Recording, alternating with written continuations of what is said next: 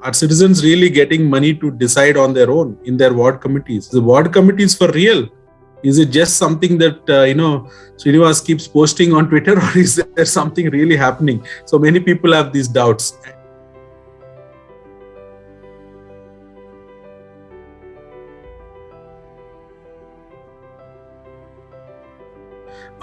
Today we are inviting them especially to talk about the participatory budget, what we call MyCityMyBudget, Nanna Nagara, Nanna Budget. I will have a say in the way that budget is given to my city and my ward.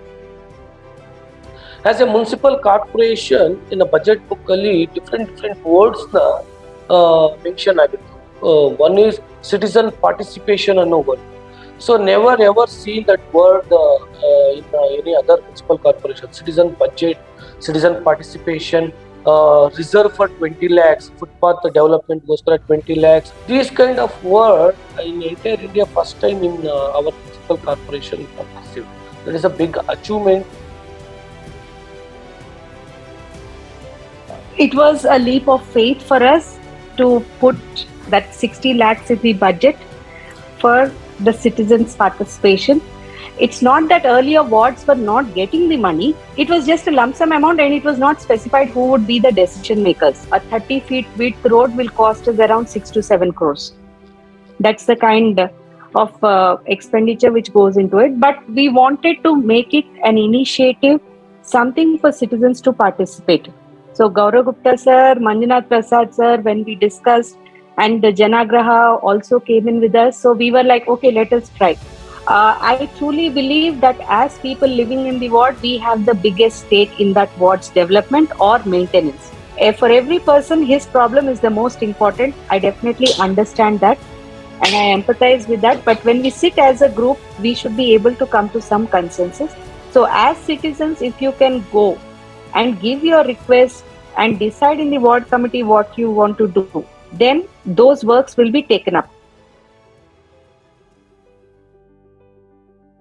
Basically, our Banaswadi ward has 2 BDA layouts created in 1987 as one of the model layouts. With the time, the population started, growing so much in terms of huge apartments. The consumption level was getting high.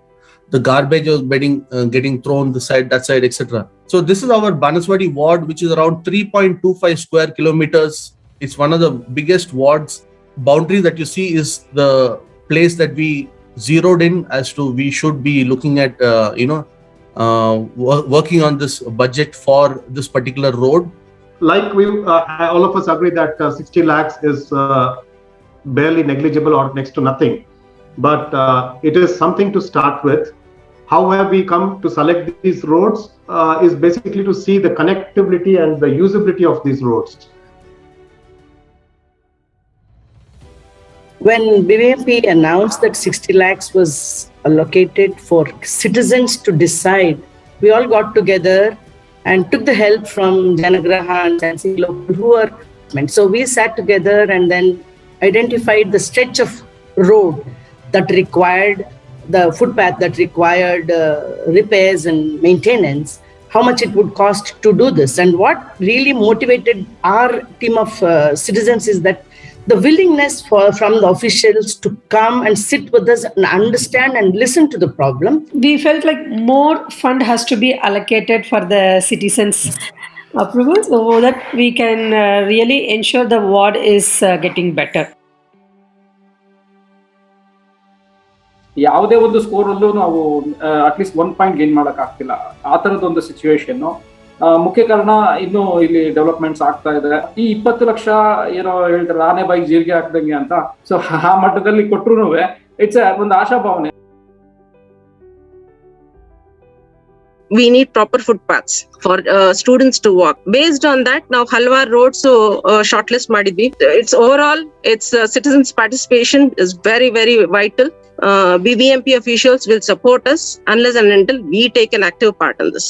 So we actually zeroed it on 2 major criteria. One is vicinity to the schools, and the second criteria is, so we decided that we will look at important connecting roads that people can actually walk and reach this 2 roads. So these were the 2 important criteria we kept in mind. While not everything is perfect, many problems exist. We all know it's very difficult to do what we are doing, but the point is we must be doing it. So as you can see on the screen, all the 12 indicators were grouped under 4 different parameters. Additionally, there were 5 indicators which were separately allocated to safe and accessible pedestrian crossings. We made sure that both footpaths on both sides of the road are considered for scoring. And once the scoring and analysis was done, we went to costing. So the costing is mainly done based on schedule of rates PWD Karnataka, and also tender sure estimates. For the line items that was not available in both of these documents, we went to the ward engineers individually and asked them like, how can this be costed? How can this be costed? So putting together all this, we collated it into an extensive costing sheet. So and that sheet is automated in such a way that if you want to arrive at costing for construction of a footpath or for repair of footpath, you have to just input the dimensions of the footpath, namely length, breadth and height, and you will arrive at the basic final costing. How are you ensuring that the people in the marginalized communities, the people that are not aware of the ward committees, the people in the urban poor communities, how are you making sure that their voice is also heard in it? We in fact have started one of this, that every Saturday we walk through the ward and different areas, and then meet the local people, vegetable vendors and all that. And then we have identified and working through these organizations to ensure the issues are picked up from them and then get represented in the ward committee meetings and then take it. See, we ourselves are having our own challenges. So imagine the marginalized community and the lower middle class people. They all have a lot of problems, and I'm sure it is not easy to solve everybody's problems, but there should be a start somewhere, I believe. Because once you get into the system and start working, you can get a lot of things done. They are simple, but not for everybody. So don't assume that what you know and what you can do, others can do too. Lack of awareness is the single biggest problem that we have. So anything that you can do to help address people's issues and help them create a longer thing, that will be of great use. People from all over India today. We have people joining us from Mumbai, from Hyderabad, from Ahmedabad, from Delhi. Today, actually, if you look at Bangalore, normally it should be 20.9% oxygen, which has come down as low as 15% in the air, especially on the roadside. And this can really throw the oxygen, taking the carbon from the air, and keep growing at 1.5 feet a day. I wish, you'll also consider as a small budget for this, and start making this kind of oxygen parks or oxygen island or oxygen tunnel for walking for people to go in the morning. If the officials have not done what they were supposed to do, it is there in the rules that you can recommend that disciplinary action can be taken on those officials. So if we start using those provisions, maybe it will become more effective and we don't go on whining that nothing is getting done. And overall, I think ward committee meetings are really instrumental at this point in time for us to get many of our issues addressed. We saw some kind of relief, that was the ward committee meetings. The theme that you could hear from Swarupa, from Pungutai, from Amit, from Chris, from Jagdish, Lalita, Geeta, everybody, is that all these are duties of the BBMP or various departments. Yes, they must do these things. Nobody needs to tell them what needs to be done. They also know what the problems are.